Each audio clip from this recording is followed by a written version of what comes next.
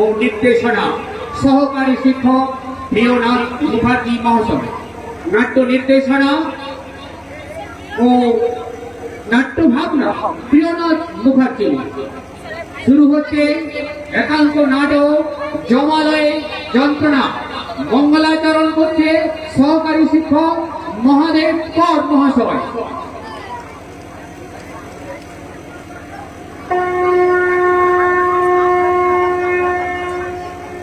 यदा यदा हि धर्मस्य ग्लानिर्भवति भारत अभ्युत्थानमधर्मस्य तदात्मानं सृजाम्यहं परित्राणाय साधूनां विनाशाय च दुष्कृतं धर्मसंस्थापनार्थाय सम्भवामि युगे युगे।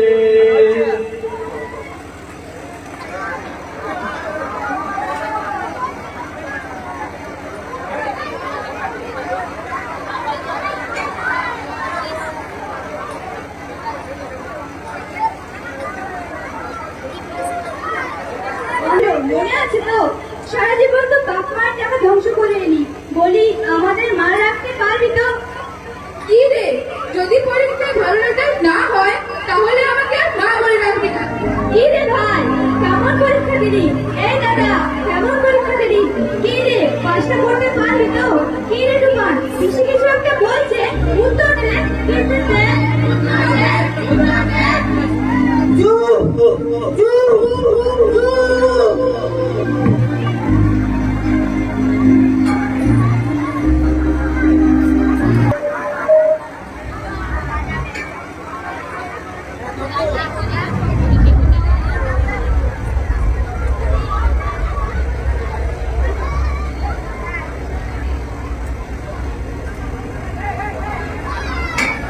কি ব্যাপার, আজ কি শুনতে এত হালকা লাগছে কেন? আমি লাজ। এই যে খোকা, আপনারা আমার ঘরে ঢুকলেন কিভাবে? খোকা, এটা তোমার ঘর ছিল, এখন তুমিও নেই আর তোমার ঘরও নেই। মানে তুমি মারা গেছো, তাই আমরা তোমাকে নিয়ে যেতে এসেছি। না, এবার লক্ষ্মী ছেলের মতো জলদি জলদি চলো তো। আমি যাবো না, যাবো না, তুমি আপনারা আমাকে নিয়ে যাবেন না।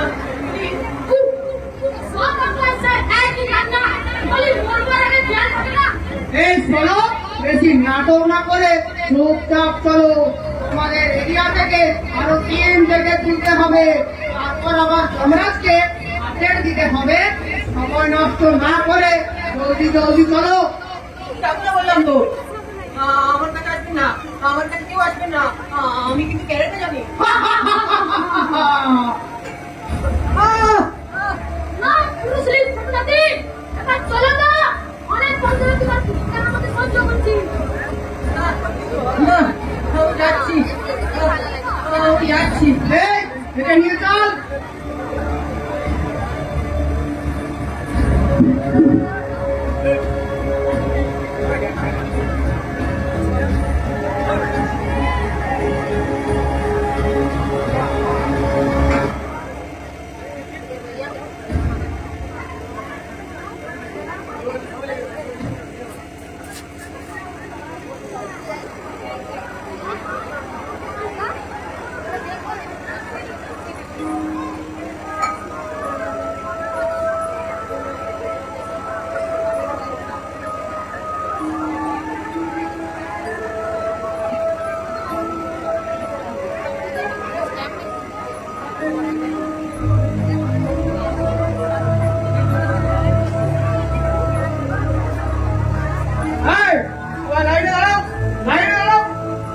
ওদিকে কি, লাইনে দাঁড়াও।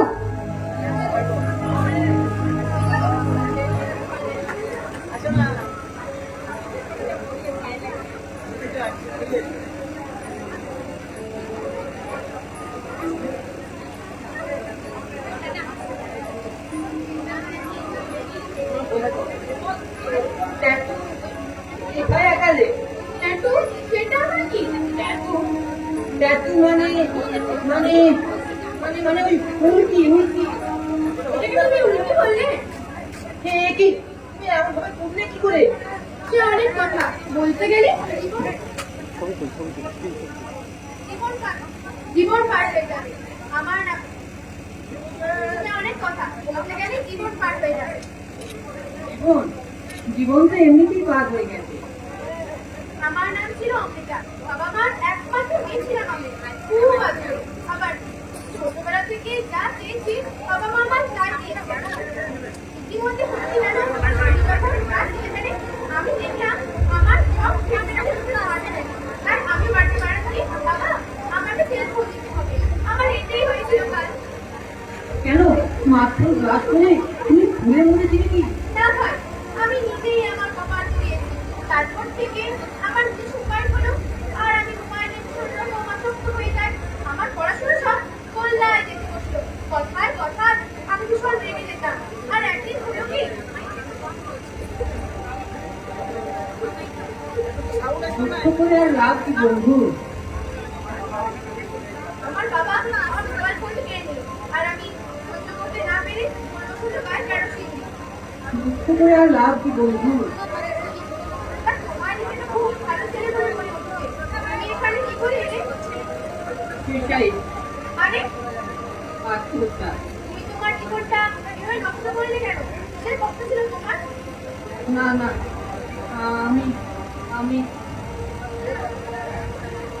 তুমিও কি? না না, আমি কানে হেডফোন দিয়ে গান শুনতে শুনতে রেললাইন পাস করছিলাম। আমাকে সব বন্ধু কথা মানা করতো, আমি শুনিনি। তারপর ট্রেনে চাপা পড়লাম। এখন আমি বুঝতে পারছি আমি কত বড় ভুল করেছি। কিন্তু তুমি এখানে কিভাবে? আমি এই নদীতে যখন প্রথম কয়েকদিন জল বাড়লো বন্ধুদের সাথে হঠাৎ নদীর স্রোতে আমাকে ভাসিয়ে নিয়ে চলে গেল। সারা জীবনের মতো সেলফি তোলা আমার হয়ে গেল। আমরা কত ভুল করি, বড়দের কথা না শুনি, টিচারদের কথা না শুনি।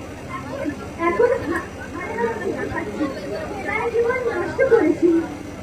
তারপর আর কি, হাসপাতালে নিয়ে যাওয়ার আগে ফটো তুললাম। তা তোমার মতো এত ফুটফুটে একটি মেয়ে হঠাৎ মারা যেতে গেল কেন? আমার ডাক্তার হওয়ার খুব ইচ্ছে ছিল। সেই জন্য আমার পরিবার আমার কোচিং এর জন্য প্রচুর টাকা খরচ করে। আমিও দিন রাত এক করে নিট পরীক্ষার জন্য প্রিপারেশন নিই। তা ডাক্তার হতে পারলে না কেন? আমি জানো 720 মধ্যে 620 পেলাম। অন্য বছর হলে নিশ্চিত একটা ভালো জায়গায় চাকরিটা চান্স পেয়ে যেতাম। কিন্তু এবছর কোথা থেকে যে এত কম্পিটিশন, এত নম্বর, আর কত নাম্বার পেতে হতো বলো তো? মা বাবা আত্মীয় প্রতিবেশী বন্ধু কারোর কাছে মুখ দেখায়। আমার স্বপ্নটা নিজে চুরমার হয়ে গেল। আমার আর ডাক্তার হওয়া হলো না। রাগে ক্ষোভে হতাশায় আমি ভুল পথ বেছে নিলাম। সে ডাক্তার হলেও রোগীর আত্মীয়দের হাতে মরতে হতো। কিন্তু এখানে তো দেখছি মৃত্যু যন্ত্রণা কি ভয়ানক। না হলেও যন্ত্রণা করে বাঁচতে তো বাঁচতে। মরার পর সকলেই এরকম আক্ষেপ করে। কিছু বলবে? না, থাক, আর বলে কি হবে? আমি তো বাঁচতে চেয়েও বাঁচতে পারিনি, কিন্তু তুমি এভাবে নিজের জীবনটা দিলে না গো। ওদিকে দেখি আমার কি বিচার হয়। এই যে দেখে চলতে পারো না, তুমি খোঁজ করেছে গায়ে পড়ে গেলে। আর আর আমাকে এখন দোষ দিচ্ছ? আচ্ছা ঠিক আছে ঠিক আছে। তা দেখে তো কম বয়স্ক মনে হচ্ছে, মরলে কি করে? আত্মহত্যা। সুইসাইড? বাবা, এটা হাসার কি হলো? না না, কিছুই না।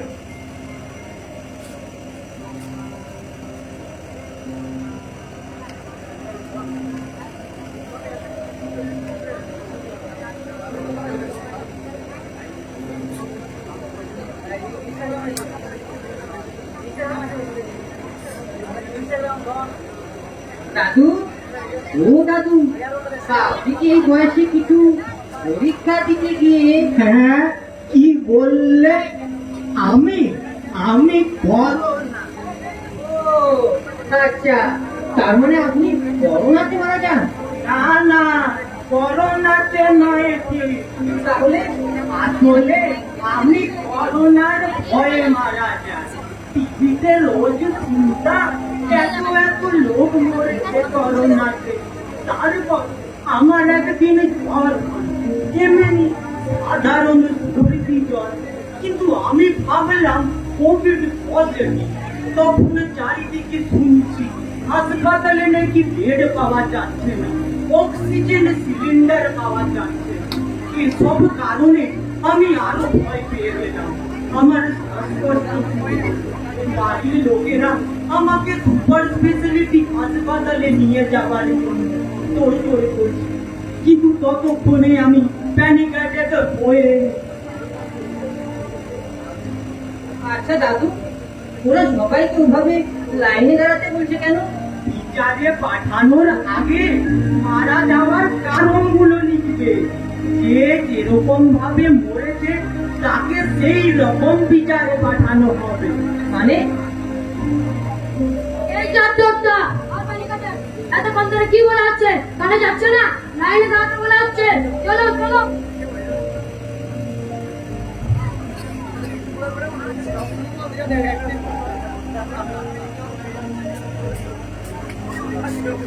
আর বলো না বাবা, গ্রামের মোড়লে মেয়ে হয়েছিল। আমি তো ভালো মনে দেখতে যাই, আর কিছুদিন পর শুনতে পারি যে সেটার নাকি কি একটা অসুখ করেছে। আর ওর বাড়ির লোকরা বলে যে আমি দেখতে গিয়ে নজর দিয়েছি বলেই নাকি এই সব হয়। তারপর সারা গ্রামে ছড়িয়ে গেল যে আমি নাকি যাইনি। তারপর ওরা আমাকে পুড়িয়ে মেরে ফেলে। এই ঠাকুমা, সাইডে গিয়ে কাঁদুন, কাজে ডিস্টার্ব হচ্ছে। বলি কি কুকি, তুমি কিভাবে মারা গেলে? আমি ফেসবুক ইনস্টাগ্রামে রিলস বানাতাম। বলো, এটা কি আমার অপরাধ? এর জন্য আমি স্টার ট্যালেন্টেড ছিলাম, কিন্তু বাবা মা বুঝলো না আমার ট্যালেন্ট। একদিন বাবা আমার ফোন কেড়ে নিয়ে আমার সব আইডি বন্ধ করে দিল। আমিও ঘরে খাওয়া কথা বলা বন্ধ করে ঘর বন্দি হয়ে গেলাম। তারপর ওই একদিন বন্ধ করে তা এবার যখন এখানে এসে গেছো, দারুণ সব রিলস বানাও। যাও, ওদিকে গিয়ে দাঁড়াও। বাবা, এ তো দেখছি হে হিরো। তা তুমি তো সিনেমার হিরো, তোমার কি কেস? মিস্টার সিকি, তোরা হয়েছিল না আমার ফ্রেন্ড। একদিন ওই বড় রাস্তায় বাইক চালিয়ে আমরা স্কুল কি দেখাচ্ছিলাম। বাইকের গতিও ছিল 120। তারপর আবার যা হবার ছিল আমি বাইক অ্যাক্সিডেন্ট করতাম। বড় পিকাত্ত করেছো। পরের জন, নেক্সট নেক্সট। কি গোকা, কিভাবে মারা গেলে? আত্মহত্যা। পরীক্ষায় ভালো নাম্বার হলো না, তাই। আচ্ছা আচ্ছা, যাও যাও।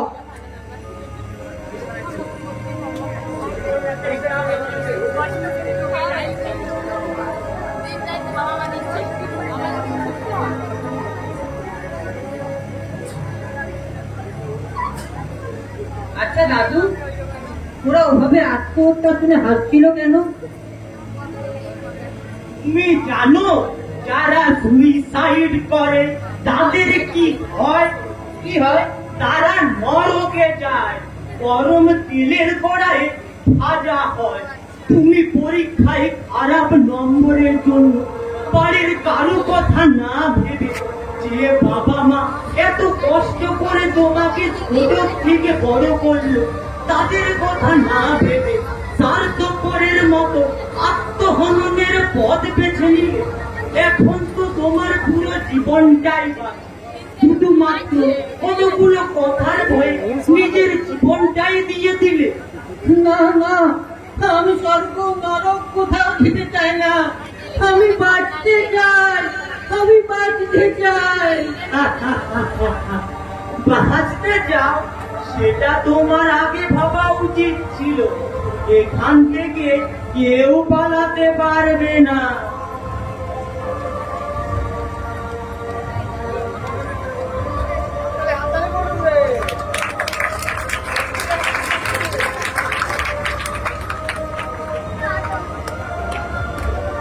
আর তুমিও পারবে না।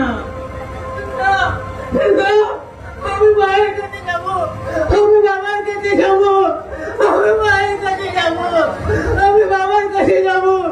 আমি এরকম ভুলার কখনো করবো না, আমি এরকম ভুলার কখনো করবো না। আমি মায়ের কাছে যাবো। মা, মা, মা, মা, মা,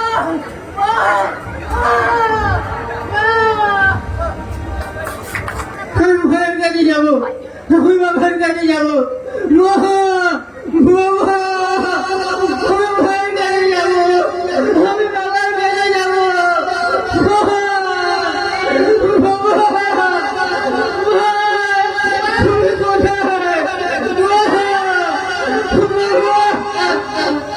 আমি তোমাদের কাছে যাবো। মা, মা, কি হলো? স্বপ্ন দেখছি? আমি তো এখানে, আর তুমি তো তোমার মায়ের কাছেই রয়েছে বেটু। ঘুমের ঘরে কি সব করছিলি? যা পেটটা ধুয়ে নে।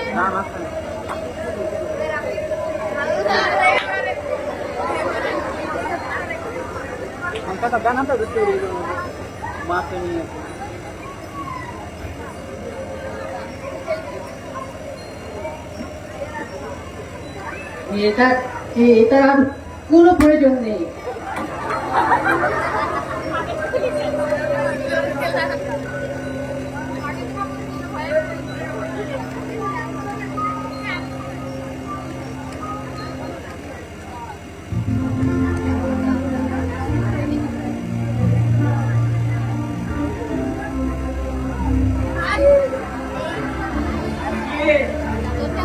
হ্যাঁ বাবা, বলো।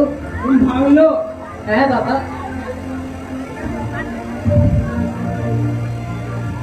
বলছি শোন না, তুই তো অমিতকে চিনিস, ও সুইসাইড অ্যাটেম্প করেছিল। কেন, কি হয়েছিল? ওর বাবা বলছিল ওর নাকি রেজাল্ট ভালো হয়নি, তাই বাড়ির লোকের কথার ভয়ে ও আত্মহত্যা করতে গিয়েছিল। দেখ বাবা, রেজাল্ট যাই হোক, এই রেজাল্টের দিকে তুই অনেক বেশি দামি। আমরা তোকে ভালোবাসি বলে এইসব কথা বলি। তুই আমাদের কোনো কথা মনে ধরে রেখে এইসব করে বসিস না। তোর কিছু হয়ে গেলে আমি আর তোর মা থাকতে পারবো না রে।